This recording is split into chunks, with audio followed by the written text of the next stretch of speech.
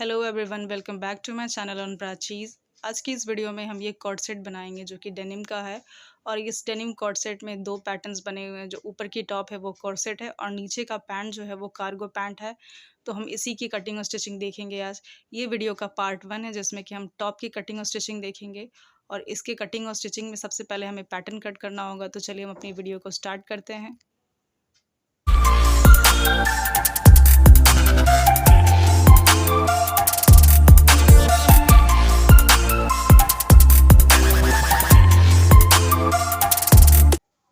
यहाँ पे मैंने एक डेनिम की फैब्रिक ली हुई है जो कि 2 मीटर है और इस फैब्रिक का अर्ज 60 इंचेस का है। ये इस डेनिम की फैब्रिक से थोड़ा पतला है, हल्का सा है, उतना मोटा नहीं है। अब चलिए हम अपना मेज़रमेंट देखते हैं। मेज़रमेंट के लिए देखिए मैंने यहाँ पे लिया हुआ है, लेंथ हमारा 15 इंचेस है, चेस्ट हमारा 31 इंचेस है जो कि हमने राउंड फिगर में 32 कर लिया है। और स्टमक जो है वो 26 इंचेस है। नेक का पार्ट जो देखा जाए फ्रंट का 7 है और बैक का 8 है। और शोल्डर जो है हमारी वो 13 इंचेस की है। अब इसी के हिसाब से हम नाप लगाएंगे। सबसे पहले हम लंबाई लगाएंगे जो हमारा 15 इंचेस का। ये देखिए यहाँ पे हम लंबाई लगाते जाएंगे 15 इंचेस पे। और लाइनों को छोटे छोटे मार्क्स करने के बाद एक सीधी लाइन ड्रॉ करनी है आपको। उसके बाद देखिए यहाँ पे हमने लगानी है नेक का पार्ट जो हमारा 7 इंचेस का था वहाँ पे लगाएंगे। और उसके बाद आर्म होल का भाग हमें लगाना है 5.5 इंचेस पे। 5.5 इंच में हमें नेक का आर्म होल का पार्ट हमें लगाना है। और इसी तरह से हम छोटे छोटे डॉट्स लगाने के बाद अपनी सीधी सीधी लाइनें ड्रॉ कर लेंगे। ये हमारा 2 लाइन हो गया। अब उसके बाद देखिए एक जो हमारा बस्ट एरिया होता है, उस बस्ट एरिया का हम भाग लगाएँगे देखिए 10.5 इंचेस पे। तो हम यहाँ पे जो हमारा नाप है वो बहुत ज़्यादा हेवी मेज़रमेंट नहीं है, तो हमने यहाँ पे 10.25 इंचेस पे ही लगाया है। अब इसके बाद देखिए हमारे सारे मेज़रमेंट्स हो चुके हैं। अब हमें क्या करना है कि जो हमने हमारा चेस्ट जो है वो 32 इंचेस का है, तो उसका चौथा भाग हमें यहाँ पे लगाना है जो कि 8 आएगा। और 1 इंच का लूज़िंग देते हुए हमें यहाँ पे ड्रॉ करना होगा। ये देखिए पहले हमने हमारा मेन मेज़रमेंट लगा लिया है जो हमारा एग्जैक्ट मेज़रमेंट है। उसके बाद आपको 1-1 इंचेस बाहर की तरफ भी लगाने हैं। अब देखिए आपको क्या करना है, जो हमारा शोल्डर का भाग है वो 13.5 इंचेस पे है। तो जो 13.5 इंच है हमारा वो इस तरह से है, आर्म होल नहीं है। तो यहाँ पे देखिए उसका आधा करके हम यहाँ मार्क लगा लेंगे जो कि आएगा हमारा 6.5 इंच आएगा। सॉरी ये 13 इंच है तो 6.5 इंच आएगा। और उसके बाद हम इस तरह से लाइन ड्रॉ कर लेंगे। और जो हमने 13 इंच पे रखा हुआ है उससे हमें आधा इंच अंदर की तरफ ही रखना है। और उसके बाद हमें यहाँ पे शोल्डर का मार्क लगाना है। शोल्डर का मार्क हमने यहाँ 1.5 इंच का लगाया है। अगर आप इससे चौड़ा रखना चाहते हैं तो चौड़ा भी रख सकते हैं। और फिर उसके बाद हमें ये देखिए आर्म होल हमें क्या करना है कि 1/2 इंच या फिर 1/2 इंच से थोड़ा सा कम यहाँ पे एक अंदर को लाइन ड्रॉ करके और फिर यहाँ मार्क लगा लेने हैं हमें। और 2 से सूत हम नीचे की तरफ करते हुए ही साइड के बगल के साइड में हमें मार्क लगाना है।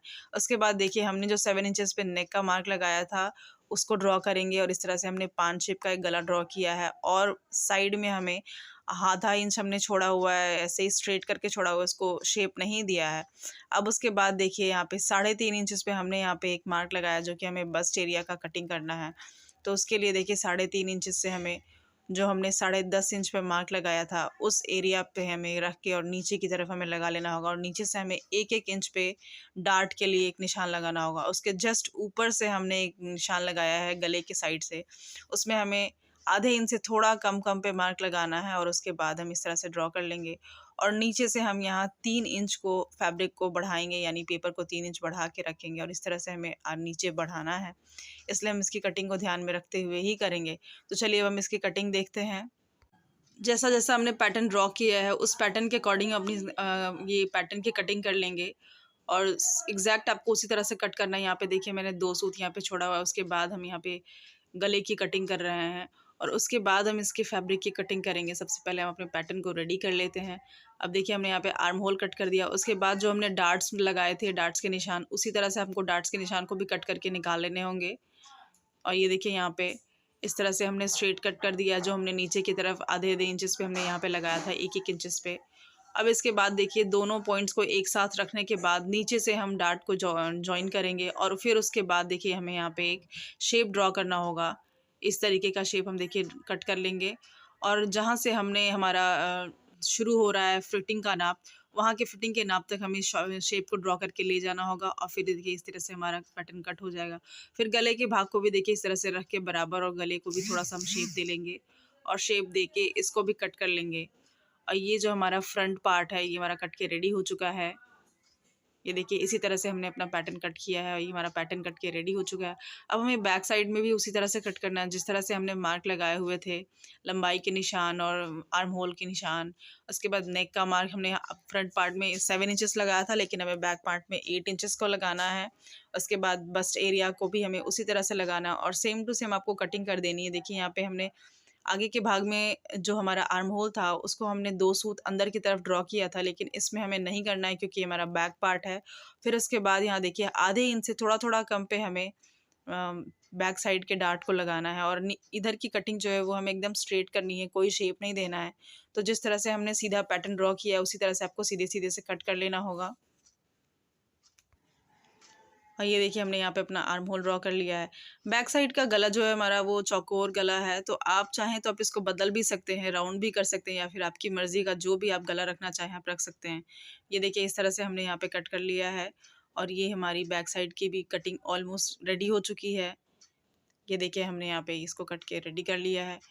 अब इस तरह से हमें दोनों को एक साथ से रखना होगा और इसी तरह से हमें स्टिचिंग भी करनी होगी। तो ऊपर से थोड़ा-सा हमें छाँटने की ज़रूरत थी क्योंकि रखने के बाद हमें ऐसा लग रहा था कि गला हमारा बहुत ज़्यादा ब्रॉड हो रहा है, तो इसके लिए हमें इस यहाँ पे थोड़ा-सा कट करने की ज़रूरत पड़ी थी।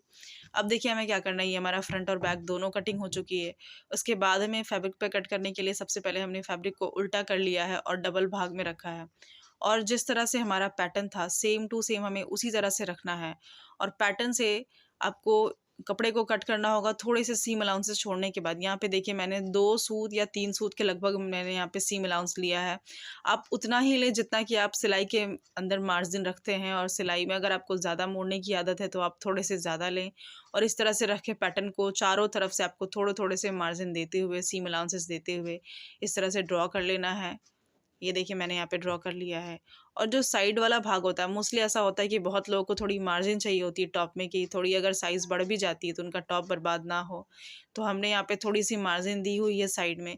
ये देखिए हमने जिस तरह से पैटर्न को ड्रॉ किया था सेम टू सेम आपको उसी तरह से पैटर्न को कट कर लेना है सीम अलाउंसेस छोड़ते हुए। और यहाँ पे हमारा ये देखिए ये फ्रंट का पार्ट हमने कट करके रेडी कर लिया है। उसी तरह से आपको बैक पार्ट को भी कट करना होगा रख के और साइड में आपको 2 या 3 सूत के सीम अलाउंसेस देते हुए और इसको कट करके आपको रेडी कर लेना होगा। और साइड में मैंने यहाँ पे थोड़ा-सा मार्जिन छोड़ा है, अगर आप मार्जिन छोड़ना चाहते हैं तो आप छोड़ सकते हैं, अगर आपको मार्जिन नहीं देना है तो कोई बात नहीं है, आप जस्ट जैसा है आप वैसा ही कट कर लें। यहाँ देखिए मैंने बैक साइड को और फ्रंट साइड दोनों के पार्ट को कटिंग कर लिया है। ये दोनों हमारा कट हो चुका है। और देखिए यहाँ पे हमने यहाँ पे लाइनिंग की फैब्रिक को भी कट कर लिया। आपको एक इसमें लाइनिंग भी कट करना होगा ताकि नीचे की जो स्टिचिंग्स हैं वो ढक जाएँ। तो इसके लिए मैंने एक लाइनिंग की फैब्रिक को भी कट किया, जो लाइनिंग हमारी बहुत पतली सी है। तो ये देखिए हमने लाइनिंग और ये दोनों फैब्रिक्स को कट करने के बाद अब इसको स्टिच करना शुरू करना होगा। स्टिचिंग के लिए सबसे पहले आपको ये देखना होगा कि जिधर के पार्ट को हमने कट करा हुआ है, सेम टू सेम आपको उधर से ही ऐड करना होगा। जिस तरह से देखिए ये हमारा बैक पार्ट हो गया और बैक पार्ट के साइड की जो पट्टी है, इस तरह से आपको इसको सिलना होगा। सीधे साइड से रख के ये देखिए इस तरह से आपको दोनों को बराबर-बराबर रख के जितनी भी फैब्रिक्स हैं आपको सबको सिल के रेडी करना होगा। लाइनिंग से लेके मेन फैब्रिक से लेके सबको आपको सिल के इसी तरह से रेडी करना होगा। और ये देखिए इन सारी चीज़ों को कट करके हमने एक साथ रेडी कर लिया है, जो भी हमारा लाइनिंग है और मेन फैब्रिक है। ये देखिए ये हमारा हो चुका है और हमने इसको जोड़ने के बाद प्रेसिंग भी लगा ली है, जो कि नीचे से ये देखिए हमने साइड से लेके सारे पार्ट्स को हमने जोड़ रखा है। और ये देखिए हमने इस पे प्रेसिंग लगा ली है, दोनों सिलाइयों को 2 साइड करके और प्रेसिंग लगानी बहुत ज़रूरी होती है फिनिशिंग के लिए। और ये हमारा लाइनिंग का फैब्रिक है जिसको भी मैंने यहाँ पे स्टिच कर लिया है। ये चारों जितने भी पार्ट्स थे इसमें 4-5 वो सारे पार्ट्स को मैंने जोड़ लिए हैं। और उसके बाद अब देखिए इसको इस पे रख के और स्टिच करना होगा चारों तरफ से। सबसे पहले मैंने यहाँ पे थोड़ा-सा डिज़ाइन देने की कोशिश करी हुई है। जो हमारी डेनिम की फैब्रिक होती है, मोस्टली डेनिम्स में ऐसा होता है कि ऑड कलर्स के धागे से सिलाई हुई होती है। अगर आप चाहें तो इसको सिल भी सकते हैं और ना चाहें तो ना भी सिलें। तो मैंने यहाँ पे अच्छा दिखने के लिए इसमें एक ऑड कलर से स्टिचिंग लगाई है ऊपर की तरफ, जो कि एकदम मार्केट वाली लुक देगी और बहुत ही खूबसूरत लगेगी। तो ये देखिए मैंने यहाँ पे स्टिच करके रेडी कर लिया है। साइड में जो हमारी मार्जिन वाली भाग है उसको मैंने नहीं सिलाया, बाकी सारे सिलाइयों पे लगाया है। अब देखिए मैंने यहाँ पे जो हमारी लाइनिंग की फैब्रिक थी उसको रख के चारों तरफ से हमने स्टिच करके रेडी कर लिया है। अब छोटे-छोटे से कट्स लगाने होंगे आपको यहाँ पे ताकि पलटने में प्रॉब्लम ना करे, और नीचे से लेके ऊपर तक आर्म होल और नेक सारे चीज़ों को मैंने यहाँ पे स्टिच कर लिया। और स्टिच करने के बाद आपको इस तरह से इसको पलट के रेडी कर लेना होगा आपको। ये देखिए, ये जो हमारा शोल्डर का पार्ट है, इसको भी हमें निकालना होगा, और सारी चीज़ों को मैंने देखिए यहाँ पे एक साथ ही रेडी कर लिया है।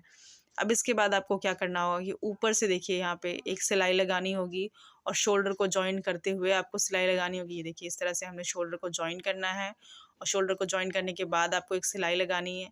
ये देखिए इस तरह से, और मैंने यहाँ पे देखिए यहाँ पे सिलाई लगा के रेडी कर ली है। ये हमने चारों तरफ से सिलाइयाँ लगा ली हैं, और शोल्डर्स को भी हमने जॉइन कर दिया है। अब आपको इसमें क्या करना है कि साइड में आपको अपने फिटिंग के अकॉर्डिंग फिटिंग लगानी है, जितना भी आपने मार्जिन छोड़ा हुआ था। और पीछे के साइड में जिस तरह से आप आई की पट्टी बनाते हैं, ये सब मैंने बना के रेडी कर लिया है। इसी तरह से आपको भी रेडी करना है, और रेडी करने के बाद ये हमारा टॉप बन के रेडी हो चुका है। ये देखिए, बहुत ही खूबसूरत टॉप लगता है ये। इस टाइम बहुत ट्रेंडिंग है ये कॉर्सेट टॉप, बहुत लड़कियों को पसंद आते हैं, और मोस्टली आप देखेंगे ज़ारा और भी सारी एप्लीकेशंस पे जिस पे अच्छी ट्रेंडिंग कपड़े मिलते हैं, सब पे दिखाई देते हैं।